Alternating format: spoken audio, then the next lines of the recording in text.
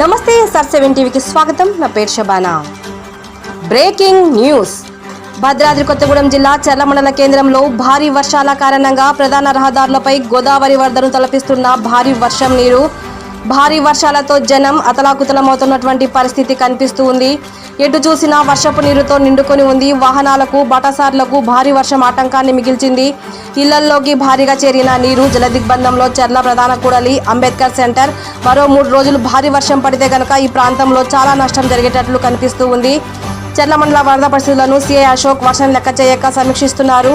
ప్రజలు అప్రమత్తంగా ఉండాలని అధికారులు సూచిస్తున్నారు. Reporting SR7 TV, Telangana state incharge.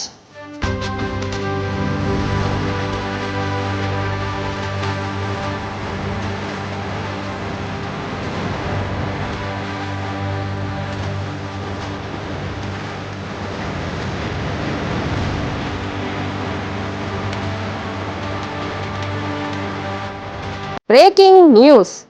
Bhadradri Kothagudem జిల్లా చర్ల మండల కేంద్రంలో భారీ వర్షాల కారణంగా ప్రధాన రహదారులపై గోదావరి వరదను తలపిస్తున్న భారీ వర్షాలతో జనం అతలాకుతలమవుతున్నటువంటి పరిస్థితి కనిపిస్తూ ఉంది. ఎటు చూసినా వర్షపు నీరుతో నిండుకొని ఉంది. వాహనాలకు బాటసార్లకు భారీ వర్షం ఆటంకాన్ని మిగిల్చింది. ఇళ్లల్లోకి భారీగా చేరిన నీరు. జలదిగ్బంధంలో చర్ల ప్రధాన కూడలి, అంబేద్కర్ సెంటర్. మరో 3 రోజులు భారీ వర్షం పడితే గనక ఈ ప్రాంతంలో చాలా నష్టం జరిగేటట్లు కనిపిస్తూ ఉంది.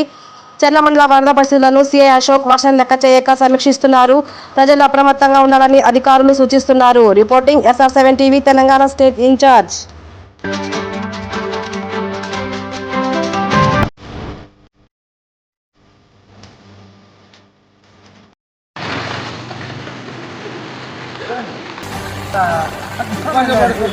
మొత్తం చేపలో నీళ్ళు వెళ్ళిపోయింది.